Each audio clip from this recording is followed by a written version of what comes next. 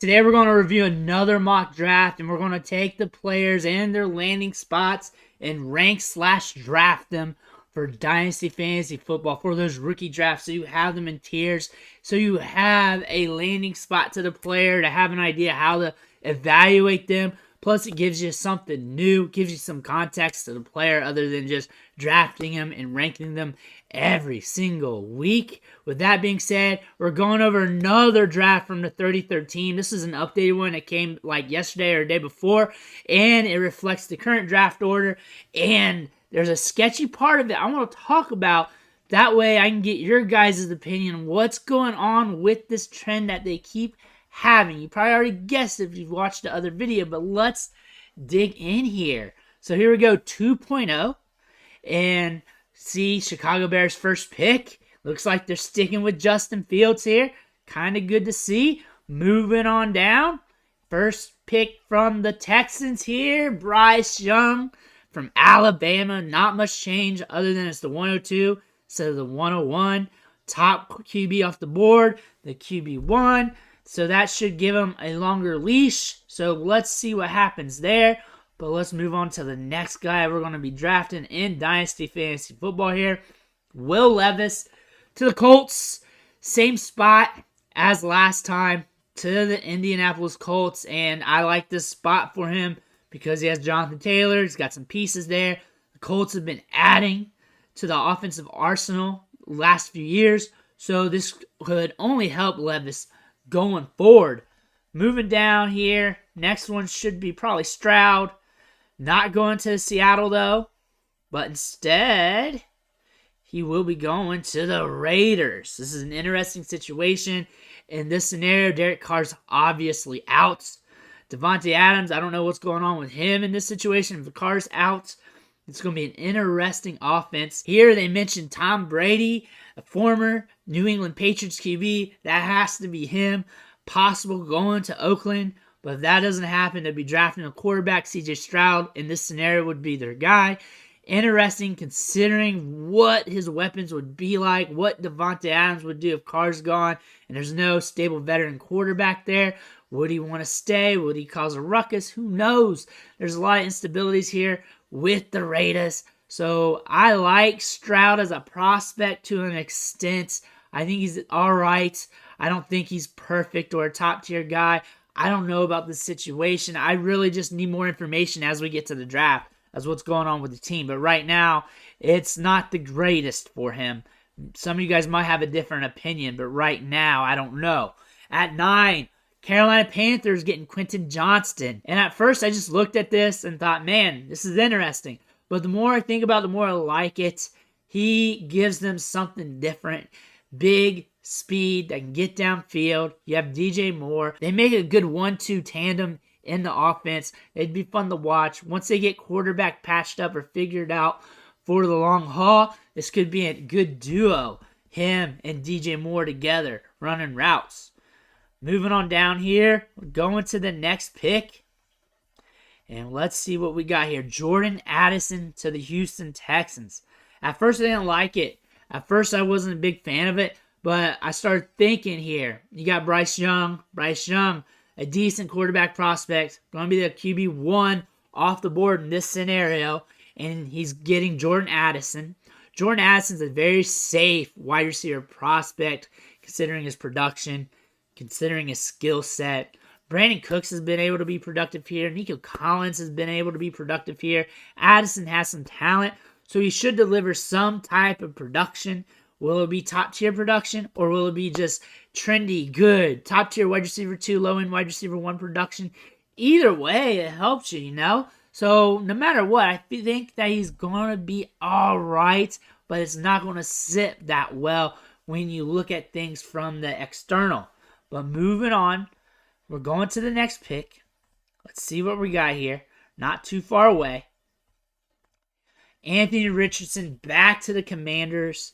This makes sense. We had Sam Howell throwing some darts last week, but Anthony Richardson is a different game, and his Konami code, his rushing upside, is what I like here. And then they also got weapons. They have some running backs. They got 3 wide receivers. They got young Jahan Dotson, who's been doing things. Terry McLaurin, the vet, who's crafty and has speed. This is a good situation for the 6'4", 236-pound quarterback. Moving on down to that next pick here. Let's see what we got. Some defense, some O-line going by. More defense. Michael Mayer to the Jaguars, tight end from Notre Dame. I love this spot for him. Out of all the spots, I think this might be the most optimal. Being paired with Trevor Lawrence and them just growing together. Trevor Lawrence getting that tight end for the long haul. I could see this being a big impact for the offense. I can see this helping Lawrence. I can see this helping Mayer. And this boosts him up for me in my rankings and how I value him. I may not be drafting him in the first round of rookie drafts. There'll probably be some running backs ahead of him, the wide receivers. But I'll make him known in the second round. I feel like a lot of people are going to be drafting him a little higher than that because I'm seeing that in a lot of rookie drafts already. So beware on the price. But I do like this situation if you want to pay the premium. I'm not paying a premium, but I am increasing his value for myself, if that makes any sense. Next is Jalen Hyatt to the New York Giants. And we got another Darius Slayton-esque situation here. We got a bigger guy, can get downfield. He'll be getting air yards. And this is a sneaky spot, a sneaky situation. And they drafted Wan'Dale Robinson last year. This gives them something different. And we know Daniel Dimes, Danny Boy, can throw it downfield. He's been top 5 in air yards before. He's had some games with some air yards. He slings it deep. This is where Hyatt could get some production, get some opportunities. It's not the sexiest spot, but it's low-key good for his skill set and could optimize his potential, especially if Danny Dimes is slinging it downfield. Next is Kayshon Boutte going to the Ravens. Kayshon Boutte, a year and a half, 2 years ago, was considered the top wide receiver prospect in his class, the top wide receiver in all of football. The next guy coming out. And then he had the injury. Then he had a weird 2022 season. Then the offseason's been kind of weird.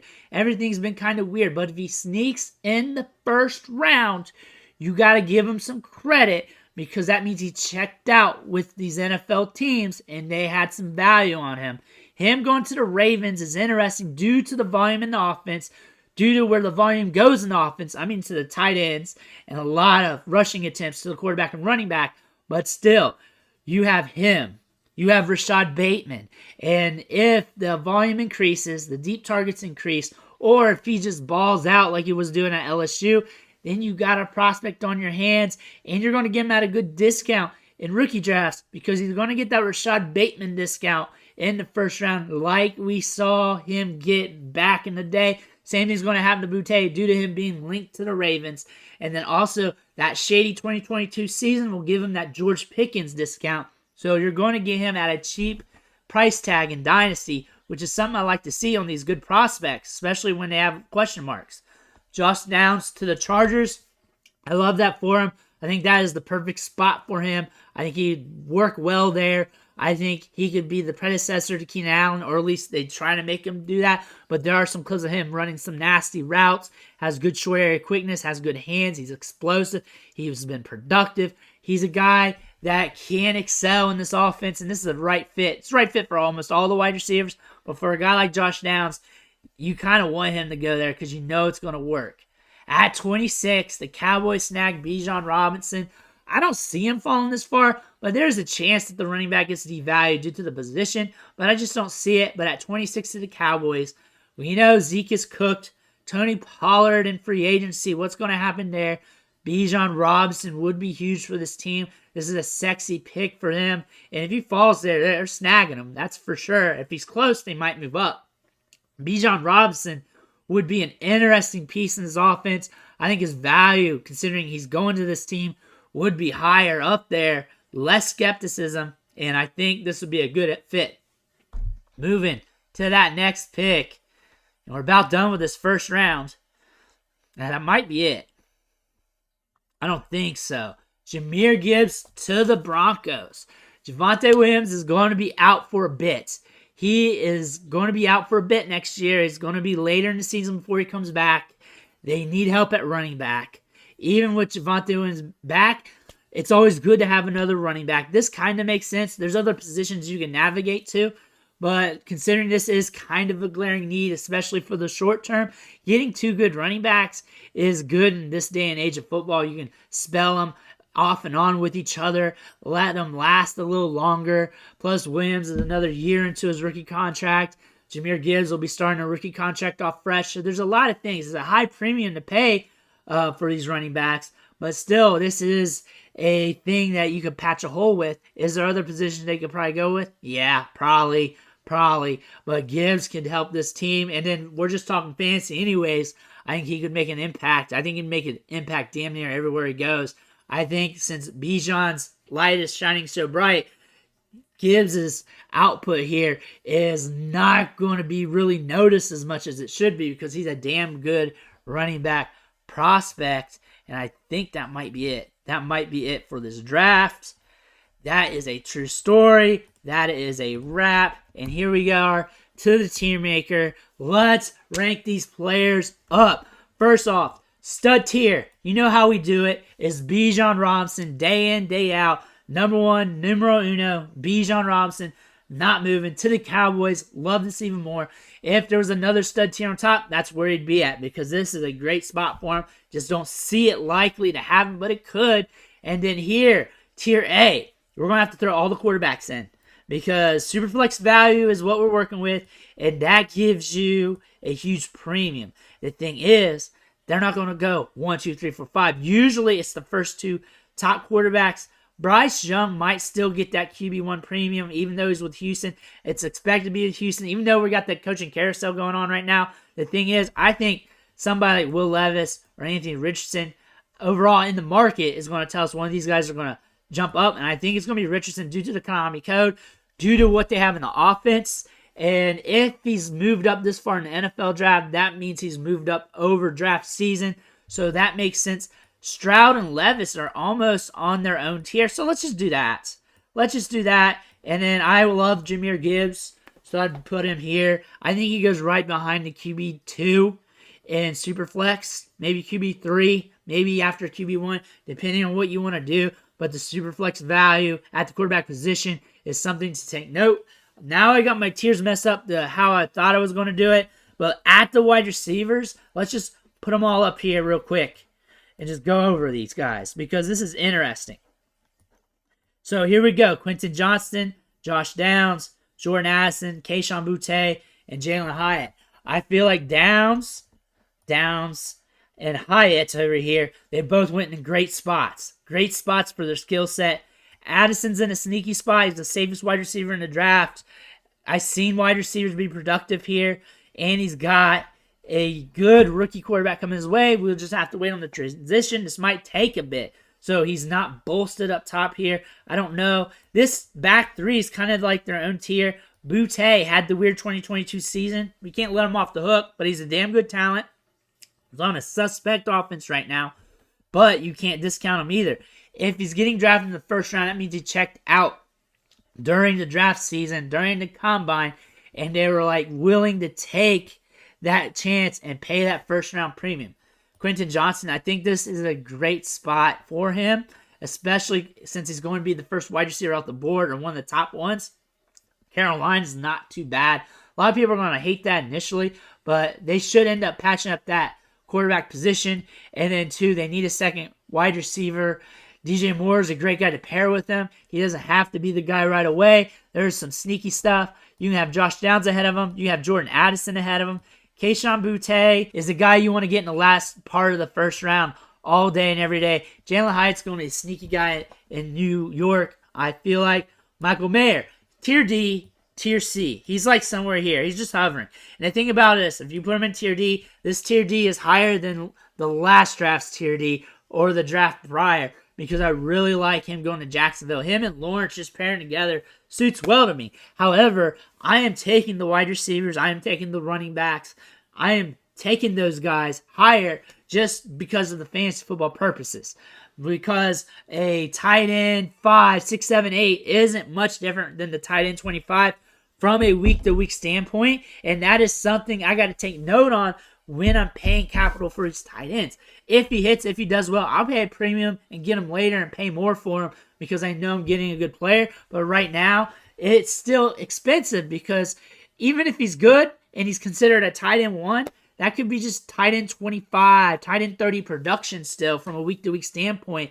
And even though he's one of the better tight ends in the league, from a fantasy perspective, that is still very risky. So that's no shitting on him. That's no shitting on the situation. I actually love the situation. That's just the game of the tight end spot. And I'd rather take my shots at more lucrative positions. And I know running backs are going to be here too. We got Sean Tucker. We got Zach Evans. We got Tank. We got some other backs here that are going to jump into these tiers if we got a second round or third round. But the wide receivers here are very crazy. It's not sexy for some of these top guys here, but I think they're in low-key spots.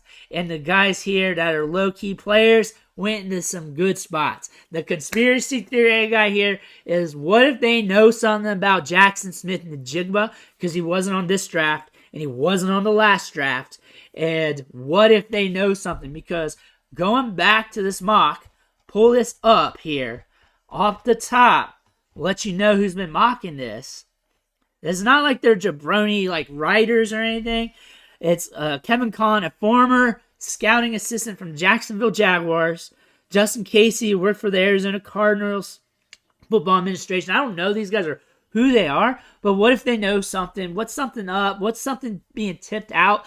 It's rare to see him out of the first round in a mock draft. I do not think they've forgotten about him after they've done it twice.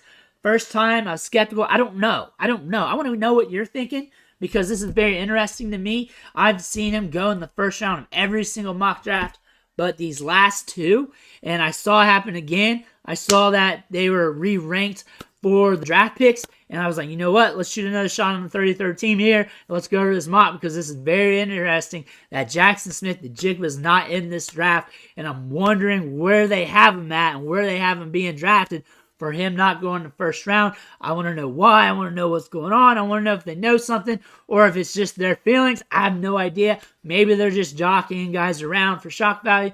I don't know. It could be all of that stuff. It could be a little bit of everything for all I know. But let me know your opinions in the comments below because I saw that and it got me quizzitive and I'm really dying to hear those answers. But I want to thank you guys for watching. Hit that subscribe button on the way out. It's only going to help you going forward. I'm getting you ready for the draft, your rookie drafts, your dynasty teams, making those pickups, helping you rebuild them rosters and everything else.